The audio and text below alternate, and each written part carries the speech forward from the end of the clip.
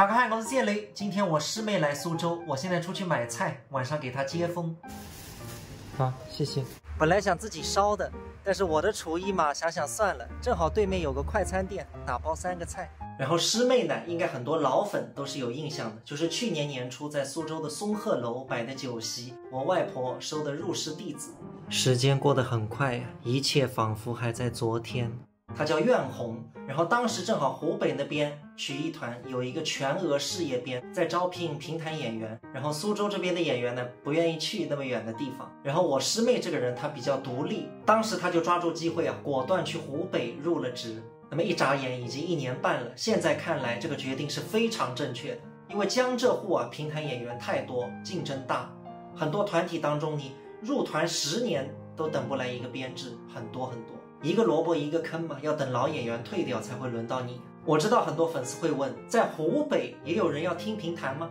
当然有啊，架不住中国人多，总归有一小部分的人喜欢听的。师妹马上就到了，现在地铁过来的话应该40多分钟。1年半不见，不用拘谨。小宝宝还没有见过呢，小宝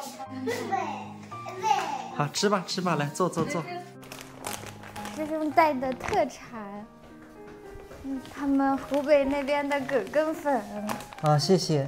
不用谢，还有一个他们那边那个南水北调纪念园的一个书签。有心了。魏红吃啊，这3个菜还是我特地跑出去买的，剩下这个3个是我跟镜子中午吃的。已经很丰盛了。像你们在湖北吃食堂吗？对。有没有算进团1年半有没有演出了多少场？场次上的话，应该反正不止100场吧，大部分的时间都在演出。那蛮好，演出才能让你发光嘛，对吧？确实也是。现在你们团啊有多少演员？我们团里大概有60、70个演员。那你现在1年100多场，这个频率算不算是高的？算是高的。一般在团里面只有我一个评弹演员，所以都是需要我去唱。那你一个人在外省，你爸爸妈妈担心？还好吧，现在我妈也退休了，然后他们有那种比较长一点的假期，就会过来看我。你今天晚上要好好准备，明天去外婆家，你珍珠塔、杜十娘都要唱给她听啊。我这几天在路上我更没练了，我好紧张啊。我觉得你现在3弦弹得蛮好，现在比你的钢琴有前途。这次去参加的比赛是叫什么名字来着？凌云奖。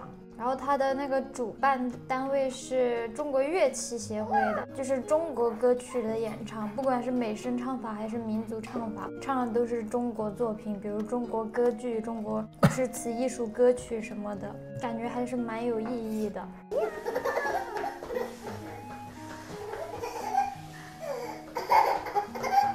弟弟大日香香米空哪香啊？香香米空。哎呀，好可爱呀，弟弟。